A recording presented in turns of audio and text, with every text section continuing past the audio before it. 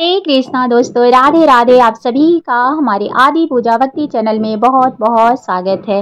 क्या आप भी अपने ठाकुर जी की सेवा भाव करते हैं और आप अनजान हैं कि कुछ ऐसी गलतियां हमसे हो जाती है जिससे कि हमें ठाकुर जी की सेवा का पूर्ण फल प्राप्त नहीं होता है। कहा जाता है कि हम भक्ति भाव तो पूरे मन से करते हैं, लेकिन छोटी मोटी गलतियां हमसे हो जाती है क्योंकि मनुष्य हैं, मनुष्य से गलतियां होती है। लेकिन कुछ ऐसी गलतियां हो जाती है जो हमें नहीं करनी चाहिए। कहा जाता है कि आप अगर ठाकुर जी की सेवा भाव कर रहे हैं, पूरे मन और भाव से कर रहे हैं, तो भगवान का आशीर्वाद जरूर प्राप्त होता है। लेकिन हम क्या करते हैं कि हम ठाकुर जी का सेवा तो करते हैं, लेकिन ऐसी ऐसी गलतियां कर जाते हैं जिससे कि जो भी भक्ति भाव हमारा होता है उनके प्रति वो कम पड़ने लगता है। और हम सोचते हैं कि हम इतने भाव से पूजा करते हैं, पूरे मन और भाव से पूजा करते हैं, लेकिन हमें कोई भी फल प्राप्त नहीं होता। और घर में आप देखेंगे कि कोई ना कोई छोटी मोटी अनहोनी या फिर निगेटिव ऊर्जा जो होती है बहुत ज़्यादा होती है।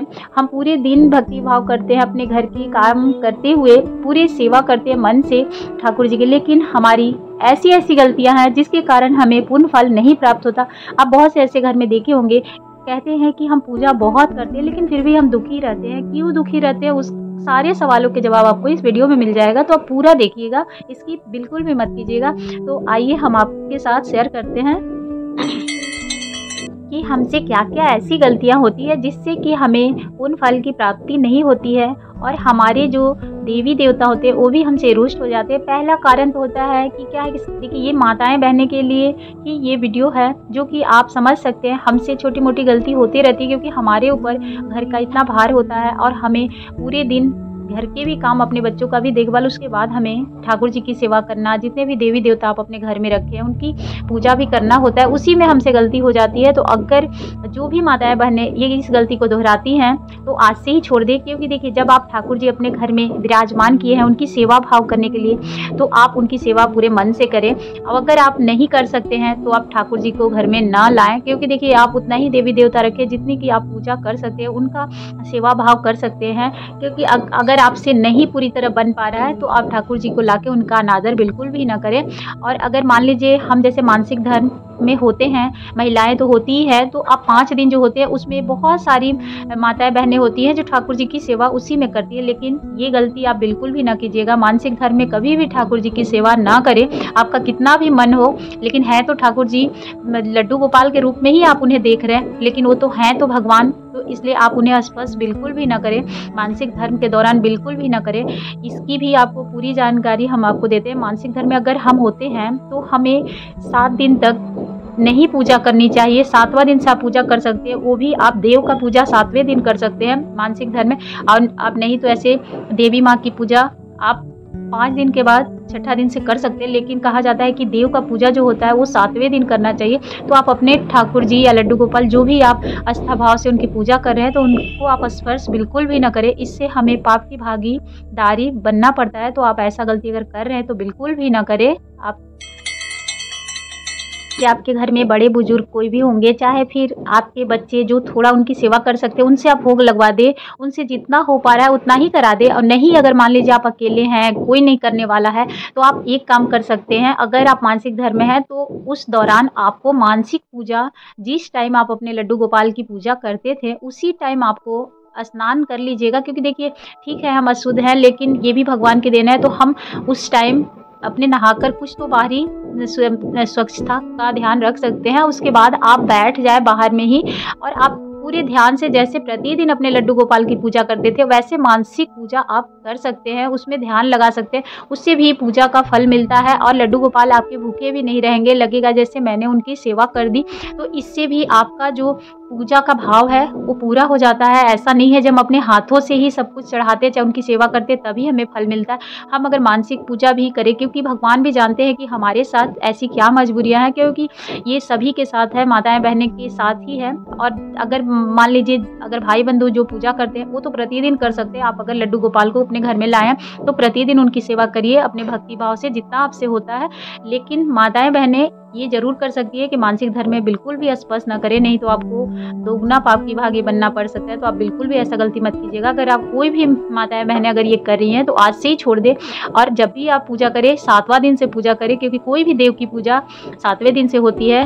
हम भोले बाबा की पूजा करते हैं, चाहे जल चढ़ाते हैं, तो 7वां दिन के बाद ही हम जाते हैं जल चढ़ाने, क्योंकि बजरंगबली या भोले बाबा किसी की भी 7वां दिन से ही पूजा होती है। तो इस बात का आप ध्यान रखिएगा। अगर गलती कर रहे हैं तो आज से ही छोड़ दीजिएगा, क्योंकि लड्डू गोपाल के भाव से भी अगर उनको आप स्पर्श करते हैं तो आपको पाप लगेगा, क्योंकि है तो भगवान और स्वच्छ स्थान पे ही रखना चाहिए। हम इधर उधर नहीं रख सकते। जहाँ पूजा घर है वहीं पे हम लड्डू गोपाल को भी रख के वहीं सेवा भाव कर सकते हैं। तो इस बात का आप ध्यान रख सकते हैं। इससे आपके भक्ति भाव होती रहेगी और भगवान का आशीर्वाद भी आपको प्राप्त होगा। तो इस तरह से आप लड्डू गोपाल की सेवा कर सकते हैं अपने घर में। अगर मान लीजिए आप लड्डू गोपाल की सेवा कर रहे हैं तो आपके अंदर उतनी क्षमता हो तभी उनका आप मूर्ति लाएं, और नहीं तो आप अपने घर की देख सकते हैं जो मतलब मेरे घर में वैसा स्वच्छ स्थान हो और प्रतिदिन आप उनकी पूजा कर रहे हैं। क्योंकि देखिए लड्डू गोपाल की अगर आप सेवा कर रहे हैं तो थोड़ी सी विशेष रूप से सेवा होती है, तो इसीलिए सोच समझ के ही उनकी पूजा करनी चाहिए। तो भक्ति भाव से आप कर सकते हैं। अगर आपसे ये गलती होती होगी तो आज से ही सुधार लीजिएगा। दूसरी क्या होती है कि हमको एक टाइम बनाना चाहिए उनकी पूजा के लिए, जो कि हम नहीं करते। किसी दिन हम 6 बजे उनकी पूजा कर लेते, किसी दिन 7 बजे, किसी दिन 9 बजे। तो इन गलतियों से भी हमें फल नहीं प्राप्त होते हैं। तो आप अगर लड्डू गोपाल की सेवा कर रहे हैं तो एक टाइम बना दे, क्योंकि उनको भी आस होती है, भोग लगाते हैं आप, चाहे उनको जो भी सेवा करते हैं वो सुबह आपको पता है जो लड्डू गोपाल की सेवा कैसे की जाती है। आप इस चीज़ का तो समझ गए जो आपको मानसिक धर्म में स्पर्श नहीं करना है। दूसरा, आपको लड्डू गोपाल की मान लीजिए सेवा कर रहे हैं तो आप बच्चे की तरह सेवा कर रहे हैं, तो बहुत लोग उन्हें सुलाते भी हैं, लेकिन सच कहा जाए तो सुलाना नहीं चाहिए, क्योंकि वो तो सृष्टि के रचना किए हुए हैं, उन्हें हम कैसे सुला सकते हैं। तो आप अगर सुलाने वाली गलती कर रहे हैं तो नहीं करना चाहिए। दिखावा मत कीजिए। लड्डू गोपाल की आप सेवा करिए, आप उनको 2 टाइम भोग लगाइए, काफ़ी है आपके लिए। क्योंकि कहा जाता है जो ऐसा नहीं है जो आप घर में, हाँ, सात्विक भोजन बनना चाहिए घर में, और जिसके घर में कहा जाता है नॉनवेज का यूज होता है उनके घर सेवा भाव का फल भी नहीं मिलता। तो ये छोटी छोटी गलतियां के कारण हमें सेवा भाव का फल नहीं मिलता। आप 2 टाइम भोग लगा के लड्डू गोपाल की सेवा अच्छे से कर सकते हैं। सुलाने का काम नहीं करना चाहिए। हाँ, जब आप भोग लगाएं तो आपको घंटी बजा के ही भोग लगानी है। हाँ, जब भी आप उन्हें खिला रहे हैं चाहे भोग लगा रहे हैं उस टाइम आप देखें कि कोई आसपास ना हो, क्योंकि भगवान की जब आप पूजा या सेवा करें या उन्हें खिला रहे हैं तो आप उनको अकेले में ही खिलाएं, क्योंकि सभी के सामने नहीं। भगवान भी देखते हैं। आप भोग लगा के घंटी बजा के कुछ देर के लिए आप साइड हो सकते हैं। जब भोग कुछ देर हो जाएगा, 10 से 12 मिनट हो जाने के बाद आप भोग वहाँ से उठा के हटा सकते हैं। क्योंकि हम बहुत लोग को देखते हैं प्रसाद चढ़ा देते हैं, शाम तक पड़ा रहता है, तो ये भी बहुत गलत बात है, क्योंकि प्रसाद में भी नेगेटिव ऊर्जा उसमें प्रवेश कर जाती है। इसलिए आप जब भी सुबह भोग लगाएं तो 10 से 12 मिनट में उठा लेनी चाहिए, और आप शाम को भी भोग लगाए हैं तो 10 से 12 मिनट में उठा लेनी चाहिए। तो इस बात का ध्यान रखिएगा।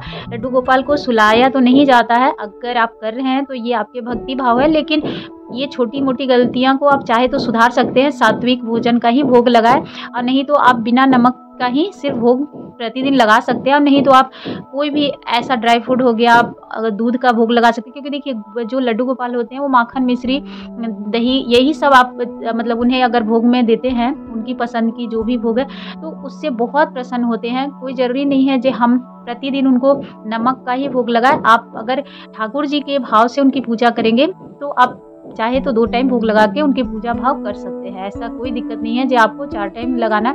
जबकि भी है तो भगवान, हम तो उन्हें भगवान ही समझते, तो उनकी पूजा जब भी करें, जब भी भोग लगाए, तुलसी का पत्ता जरूर दीजिएगा। नहीं तो बिना तुलसी के पत्ता के वो भोग ग्रहण नहीं करते हैं। ये छोटी छोटी जानकारियाँ आपको होनी चाहिए। अगर गलती कर रहे हैं तो आप आज से ही इन गलतियों को सुधार लीजिएगा। अगर आपको हमारी जानकारी अच्छी लगी हो तो एक लाइक एंड सब्सक्राइब जरूर करिएगा। धन्यवाद। जय माता दी। आप सभी का दिन मंगलमय हो।